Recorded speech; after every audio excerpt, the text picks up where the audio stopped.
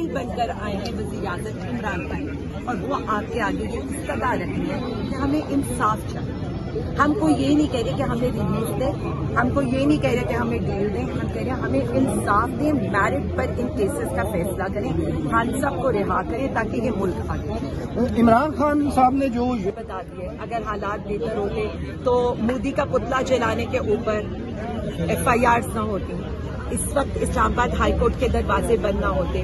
देखिए, हम पेश होते हैं, अदालतों में पेश होते हैं, हम पुरअमन तौर पर पेश होते हैं, साहिल बनकर पेश होते हैं, हर पेशी पर हम लोग पेश होते हैं। ये मुझे समझ नहीं आ रही है कि आज यहाँ पुलिस खड़ी करना, आज यहाँ पर इस तरह की बात करना मेरी समझ से बाहर है। लेकिन मैं सिर्फ इतना कहना चाहूंगी कि हम पाकिस्तान के साथ खड़े हैं और पाकिस्तान के साथ ही खड़े रहेंगे। हम मुहिब्बे वतन पाकिस्तानी हैं, हम कोई दहशतगर्द नहीं है। इंडिया जब भी करेगा, हम पाकिस्तानी कौम एक है और वो खड़ी होकर मुंह तोड़ जवाब देगी। इमरान खान सोशल मीडिया पर बहुत आ रहा है कि इमरान खान से पहले वापस आ रहे हैं बनी गाला में।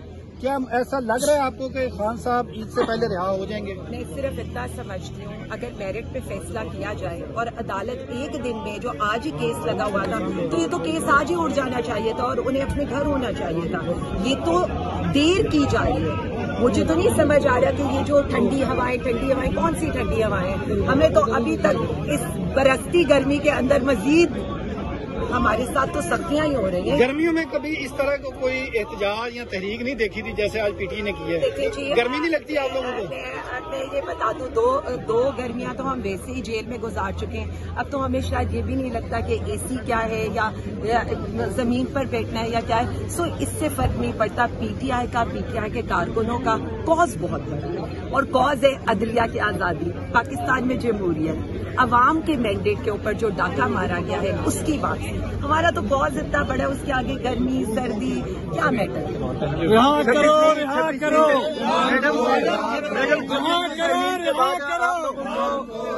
कितनी उम्मीद है कि आप अदलिया को आजाद कर लेंगे? 26वीं तरमीम के बाद आप लोग कितने पुरुमीद हैं कि आप अदलिया को इस जंजाल से आजाद कर लेंगे? देखिए, हम तो अदलिया की आजादी की जंग भी लड़ रहे हैं। अब ये तो अदलिया को फैसला करना है कि उन्होंने पाकिस्तानी अवाम के साथ खड़ा होना है या कुछ एक ये जो अपने लिए कानून साजी कर रहे हैं उनके साथ खड़ा होना है। ये तो अदलिया का फैसला है। आलिया ये बताइए। देखिए जी, मैं सिर्फ इतना समझती हूँ, मखसूस नशिस्तें तो जब पहले सुप्रीम कोर्ट का फैसला आया था तभी PTI को दे देनी चाहिए थी। जिस तरह के काम किए जा रहे हैं, मुझे आज तक ये समझ नहीं आ रही कि 41 अरकान पर तो सुप्रीम कोर्ट भी, इलेक्शन कमीशन भी एग्रेड था। आपने तो 41 के ऊपर भी हमारी खवातीन को, हमारे लोगों को नॉमिनेट नहीं किया। इस वक्त 75 सीटें कम हैं सेनेट के अंदर, सूबाई असेंबलियों के अंदर, नेशनल असेंबलियों के अंदर, और खवातीन की सीटें हैं। मतलब ये दावेदार तो बनते हैं कि जी हमने CM बना दी, खातून CM बना दी। एक जमात है जिनकी अपनी लीडर जो थी वो खातून थी, लेकिन इन्हीं लोगों ने हमसे हमारी खवातीन की सीट्स छीनी। मैडम ये बताइएगा कि क्या आपको लग रहा है कि पंजाब में जिस तरह एक जंग डिजाइन हुई माशाल्लाह, उस जंग डिजाइन करने वाले को भी कोई नाम मिलना चाहिए? देखिए जी, मुझे तो कल से मेरा तो बड़ा इजहारे अफसोस मैं करती हूँ उनके साथ कि JF थंडर उन्होंने बना दिए, क्रूज मिसाइल वो अफसोस मैं करती हूँ उनके साथ कि JF थंडर उन्होंने बना दिए, क्रूज मिसाइल वो बलोचिस्तान से आ गए, सारा कुछ प्लान हो गया, जंग भी डिजाइन कर दी, लेकिन ओहदा कहीं और चला गया। तो ये तो हमारा तो बनता है अफसोस करना उनसे। ओहदे की मुबारकबाद देंगी आप? देखिए, किससे इज़हार यकजहती करें? इज़हार यकजहती हम पाकिस्तान के साथ ही करते हैं। ओहदे की मुबारकबाद देंगी आप? देखिए, मैं सिर्फ इतना समझती हूँ कि इस केस के अंदर इज़हार अफसोस ज्यादा करना चाहिए। पता नहीं अंदर वाले ने तो ये फैसला किया है कि अब मैं लंदन जाके रोऊंगा या कतर जाऊंगा या बेलारूस जाऊंगा, किधर जाकर वो रोएंगे?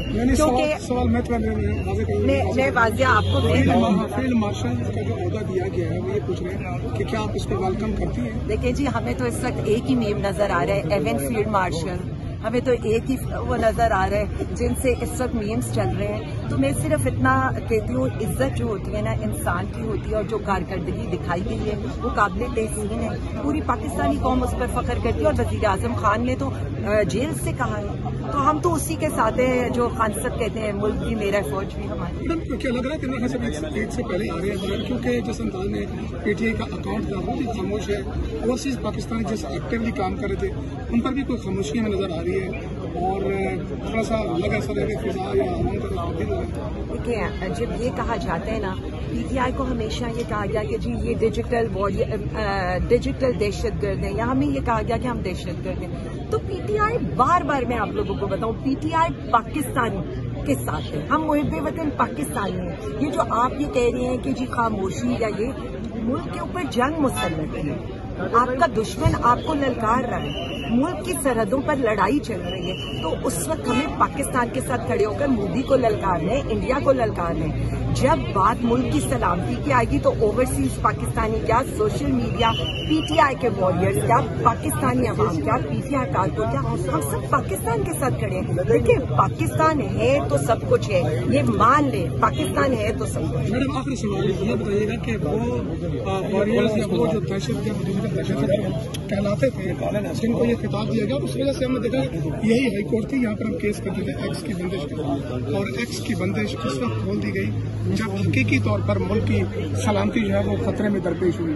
तो उस वक्त अदालत में यह बताया गया था अब कि हमने एक्स इसलिए बंद किया कि कौमी सलामती का मसला है, और जब कौमी सलामती की हकीकी मसला पैदा हुआ तो एक्स खोला गया, और वही दहशतगर्द, वही फितरा, वही सारे लोग जो है वो डिफेंड कर रहे थे। तो कैसा हसीन आपको ये? मैं सिर्फ इसमें इतना कहना चाहूंगी, हम कल भी पाकिस्तान के साथ थे, हम आज भी पाकिस्तान के साथ हैं, और हम आइंदा भी पाकिस्तान के साथ होंगे इंशाअल्लाह ताला। देखें, ये चीजें पाकिस्तान, ये अब इवन आपका जो बॉर्डर के पार दुश्मन है वो भी आपकी इस ताकत को मान चुका है ना। जो जवाब पीटीआई के वॉरियर्स ने दिया है, जो जवाब हमने मोदी को दिया है, दूसरी तरफ फॉर्म 47 की हुकूमत से तो के मुंह से आवाज भी नहीं निकली। यही तो हम कह रहे हैं कि ये जो आज आ रहे हैं, ये तो ना यौम यकजहती कर सके, ना LOC